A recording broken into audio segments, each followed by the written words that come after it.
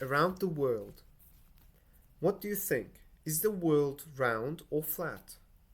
For most of human history, people thought the world was flat.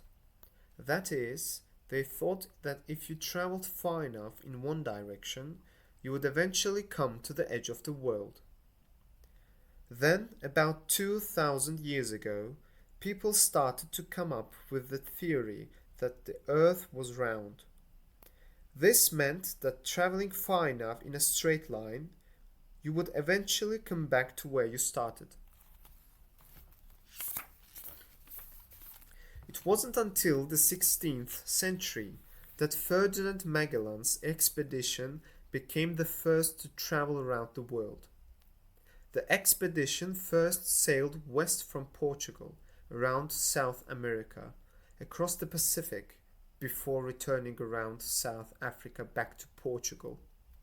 Although Magellan died during the voyage, one of his captains, Sebastian Delcano, made it all the way. In 1872, the French science fiction author Jules Verne published a book called Around the World in 80 Days. The novel was about a man who travels around the world, starting from London, to win a bet. In 1889, an American journalist, Nellie Bly, was sent by her newspaper to complete the journey taken by the characters in Verne's book. She traveled around the world, sending articles back to her newspaper about her journey. She finally arrived back home after her trip, taking 72 days, 6 hours, 11 minutes and 14 seconds to go around the world. From 1970 to 1974, an American, Dave Kunst, was the first person to walk the way around the world. He wore out 21 pairs of shoes on his trip.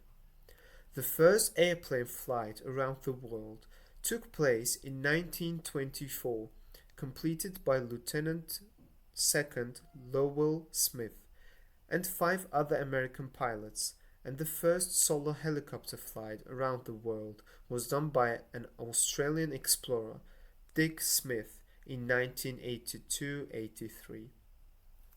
As for a non-stop balloon flight all the way around the world, this wasn't completed until 2002, when Steve Fossett eventually succeeded after many attempts. Even though traveling around the world these days is very easy and can be done in 1 or 2 days by plane, people are still interested in breaking records.